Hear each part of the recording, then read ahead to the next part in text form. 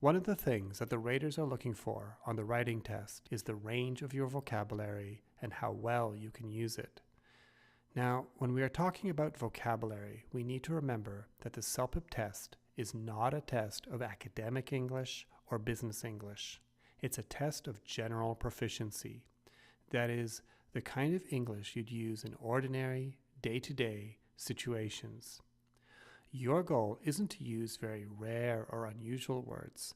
It's just to use the words that would be most natural and suitable in a particular situation.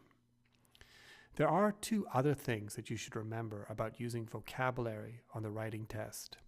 You should use a variety of words, and you should use words that have a precise meaning.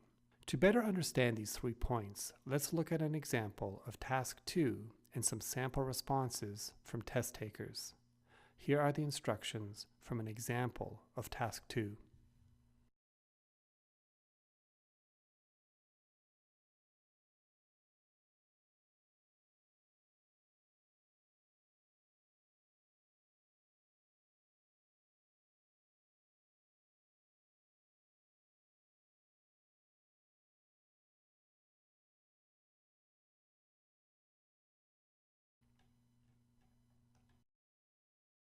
Alright, now let's take a look at some sample responses from test takers to help us understand what raters are looking for in terms of vocabulary. Let's start with the first point, using words that are natural and suitable in a particular situation. In this task, test takers are being asked to respond to a survey sent out by their manager. It's a good idea to express a degree of respect toward your supervisor. However, in Canada, the language we would use in this situation would be fairly informal. We'd probably address our manager by using his or her first name, and we'd likely start off by saying something like, "Hi, David." Some test takers make the mistake of using language that is too formal for the situation. Take a look at how this test taker started his response for this task. "Respected sir" is far too formal here. It also sounds a bit old-fashioned. As I mentioned earlier, something like "Hi David" would be fine. It shows your dignity and how much you care. Also seems out of proportion to the situation. The manager is asking employees to share their opinion about an issue that is causing some disagreement. It's nice of him to ask everyone for their opinion, but words like dignity and how much you care sound like they would suit a much more formal situation, not just asking for some feedback on a workplace issue. It would sound more natural to just say something like, "I think it's great that you are giving us all a chance to provide some feedback on this issue." Some test takers also make the opposite mistake. They use language that is too informal. Here's an example from another test taker. "Hope you're having a good time at work" is not really an appropriate way of greeting your boss, particularly when discussing overtime pay. We associate words and phrases like productivity and hard work with the workplace, not having a good time. In this case, a phrase like "I hope you are well" would be more natural. "Wanna" is a very informal way of saying "want to." It's really only acceptable when writing to a close friend, and you would never want to use it on a writing test. And actually, this whole phrase, "I just want to tell you that," sounds more like something you'd say to a friend. It really doesn't belong in a message to your manager. Let's move on to the next point, the importance of using a variety of words. Sometimes test takers use the same words or phrases over and over again. Whenever possible, you should try to show the raters the range of your vocabulary. If you find yourself repeating certain words or phrases, see if you can think of a different way of expressing the same meaning. Here's an example of this problem from a test taker. This test taker has repeated the phrase, "do some saving." Instead of using the same phrase twice, the test taker could have used this opportunity to show the range of his vocabulary and said something like, "It will be easy for the employee to put aside some of his or her salary for a rainy day." There is another thing to consider when it comes to showing the raters your ability to use a variety of words in your response.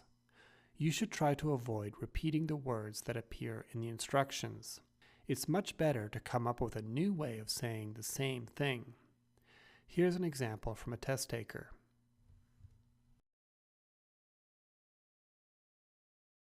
Now, the phrases extra money for each hour and extra money as a bonus once a year if the company makes money have both been copied from the instructions.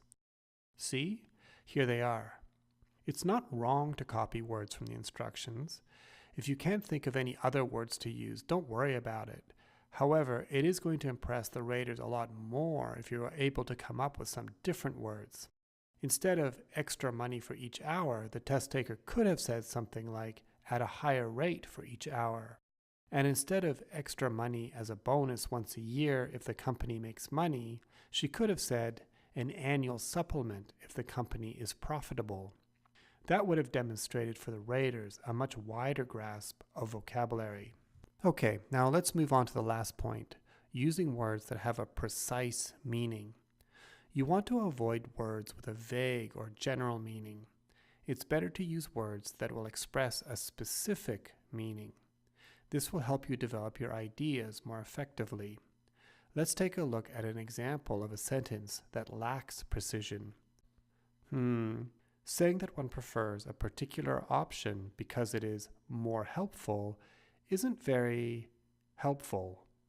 It's not going to help the raters to understand why someone thinks it is better to be paid for overtime. It would be an improvement to be more specific and say something like, I would prefer to be paid for overtime because I think it would help motivate me to work harder. By using words that contain specific details, we can develop the reasons that support our preference. Sometimes imprecise word choice can also be a bit confusing. Consider this example from a test taker. I think we can figure out what the test taker means by tiny things. He means something like simple tasks. But tiny things also sounds like it may refer to small objects, which is momentarily quite confusing. It's better to use specific language and avoid confusing the raters. Okay, so in this video we have looked at 3 key points to remember about using vocabulary in your writing response. Number 1, you should use words that are natural and suitable for a particular situation. Number 2, you should use a variety of words. And number 3, you should use words with a precise meaning.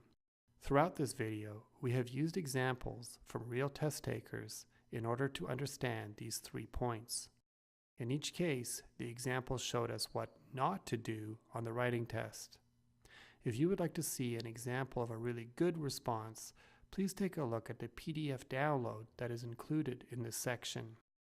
The test taker's response was rated at level 12 and demonstrates excellent use of vocabulary.